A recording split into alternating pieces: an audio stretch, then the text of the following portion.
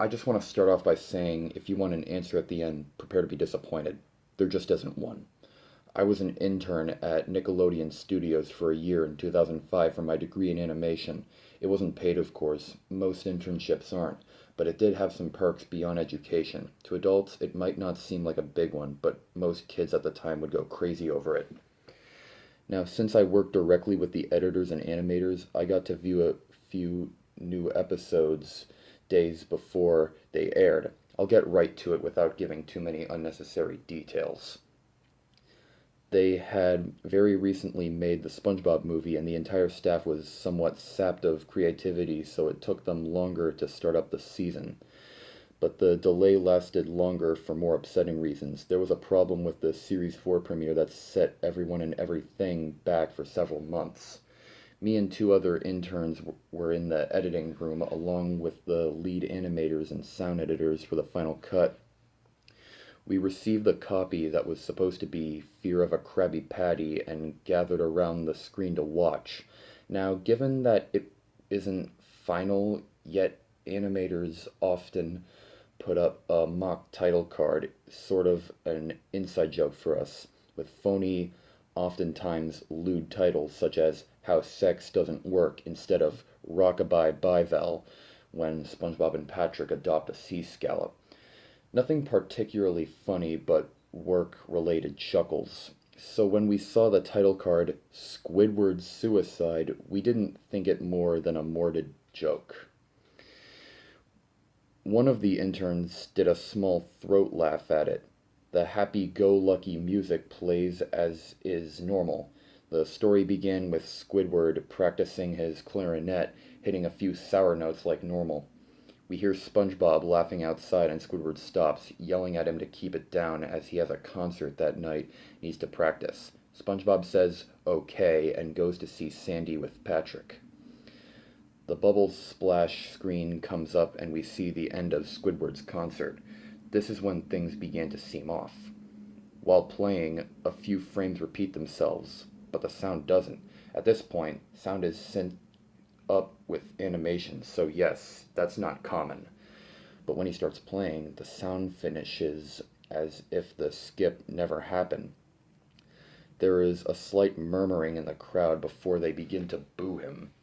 Not normal cartoon booing, that is common in the show, but you could very clearly hear malice in it. Squidward's in full frame and looks visibly afraid. The shot goes to the crowd with SpongeBob in center frame, and he, too, is booing, very much unlike him. That isn't the oddest thing, though. What is odd is everyone had hyper-realistic eyes, very detailed, clearly not shots of real people's eyes, but something a bit more real than CGI. The pupils were red. Some of us looked at each other, obviously confused, but since we weren't the writers, we didn't question its appeal to children yet. The shot goes to Squidward sitting on the edge of his bed, looking very forlorn. The view out of his porthole window is of a night sky, so it isn't very long after the concert. The unsettling part is at this point there is no sound. Literally, no sound. Not even the feedback from the speakers in the room. It's as if the speakers were turned off, though their status showed them working perfectly. He just sat there, blinking, in this silence for about 30 seconds. Then he started to sob softly. He put his hands or tentacles over his eyes and cried quietly for a full minute more. All the, all the while, a sound in the background, very slowly, growing from nothing to barely audible. It sounded like a slight breeze through a forest. The screen slowly begins to zoom in on his face. By slow, I mean it's only noticeable if you look at shots 10 seconds apart, side by side. His sobbing gets louder, more full of hurt and anger. The screen then twitches a bit as if it twists in on itself for a split second, then back to normal. The wind through the trees suddenly gets slowly louder and more severe, as if a storm is brewing somewhere. The eerie part is this sound, and Squidward's sobbing sounded real, as if the sound wasn't coming from the speakers, but as if the speakers were holes the sound was coming through from the other side. As good as sound as the studio likes to have, they don't purchase the equipment to be that good to produce sound of that quality. Below the sound of the wind and sobbing, very faint, something sounded like laughing. It came at odd intervals and never lasted more than a second, so you had a hard time pinning it. We watched this show twice, so pardon me if things sound too specific, but I've had time to think about them. After 30 seconds of this, the screen blurred and twitched violently, and something flashed over the screen as if a single frame replaced it. The lead animation editor paused and rewound frame by frame. What we saw was horrible. It was a still photo of a dead child. He couldn't have been more than 6. The face was mangled and bloodied, one eye dangling over his upturned face, popped. He was naked down to his underwear, his stomach crudely cut open and his entrails laying beside him. He was laying on some pavement that was probably a road. The most unsettling part was that there was a shadow of the photographer. There was no crime tape, no evidence tags or markers, and the angle was completely off for a shot designed to be evidence. It would seem the photographer was the person responsible. We were, of course, mortified, but pressed on, hoping that it was just a sick joke. The screen flipped back to Squidward still sobbing, louder than before, and half body and frame. There was now what appeared to be blood running down his face from his eyes. The blood was also done in a hyper-realistic style, looking as if you touched it, you'd get blood on your fingers. The wind sounded now as if it were that of a gale blowing through the forest. There were even snapping sounds of branches. The laughing, a deep baritone, lasting at longer intervals and coming more frequently. After about 20 seconds, the screen again twisted and showed a single-frame photo. The editor was reluctant to go back. We all were, but he knew he had to.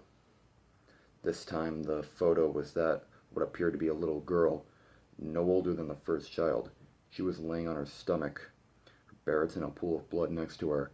Her left eye was too popped out, naked except for her underwear. Her entrails were piled on top of her, another crude cut alongside her back. Again, the body was on the street, and the photographer's shadow was visible, very similar in size and shape to the first. I had to choke back vomit, and one intern, the only female in the room, ran out. The show resumed. About 5 seconds after this second photo played, Squidward went silent, as did all sound, like it was when this scene started. He put his tentacles down, and his eyes were now done in hyper-realism, like the others were in the beginning of this episode. They were bleeding, bloodshot, and pulsating. He just stared at the screen, as if watching the viewer. After about 10 seconds, he started sobbing, this time not covering his eyes. The sound was piercing and loud, and most fear-inducing of all, his sobbing was mixed with screams. Tears and blood were dripping down his face at a heavy rate. The wind sound came back, and so did the deep voice laughing, and this time the still photo lasted for a good 5 frames. The animator was able to stop it on the 4th and backed up. This time the photo was a boy, about the same age, but this time the scene was different. The entrails were just being pulled out from a stomach wound by a large hand. The right eye popped and dangling, blood trickling down it. The animator proceeded. It was hard to believe, but the next one was different, but we couldn't tell what. He went on to the next, same thing. He went back to the first and played them quicker, and I lost it. I vomited on the floor, the animating and sound editors gasping at the screen. The 5 frames were not as if they were 5 different photos. They were played out as if they were frames from a video. We saw the hand slowly lift out the guts. We saw the kid's eye focus on it. We even saw 2 frames of the kid beginning to blink. The lead sound editor told us to stop. He had to call in the creator to see this. Mr. Hillenberg arrived within about 15 minutes. He was confused as to why he was called down there, so the editor just continued the episode. Once the few frames were shown, all screaming, all sound again stopped. Squidward was just staring at the viewer, full frame of the face, for about 3 seconds. The shot quickly panned out, and that deep voice said, "Do it!" And we see in Squidward's hands a shotgun. He immediately pulls the gun in his mouth and pulls the trigger. Realistic blood and brain matter splatters the wall behind him and his bed, and he flies back with the force. The last 5 seconds of this episode show his body on the bed, on his side, one eye dangling in what's left of his head above the floor, staring blankly at it. Then the episode ends. Mr. Hillenberg is obviously angry at this. He demanded to know what the heck was going on. Most people left the room at this point, so it was just a handful of us to watch it again. Viewing the episode twice only served to imprint the eternity of it in my mind and caused me horrible nightmares. I'm sorry I stayed. The only theory we could think of was the file was edited by someone in the chain from the drawing studio to here.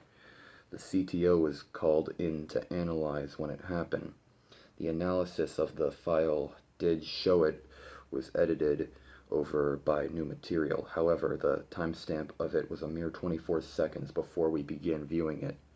All equipment involved was examined for foreign software and hardware as well as glitches, as if the timestamp may have glitched and showed the wrong time, but everything checked out fine. We don't know what happened, and to this day, nobody does. There was an investigation due to the nature of the photos, but nothing came of it. No child scene was identified, and no clues were gathered from the data involved, nor physical clues in the photos. I never believed in unexplainable phenomena before, but now that I have something happen and can't prove anything about it beyond anecdotal evidence, I think twice about things.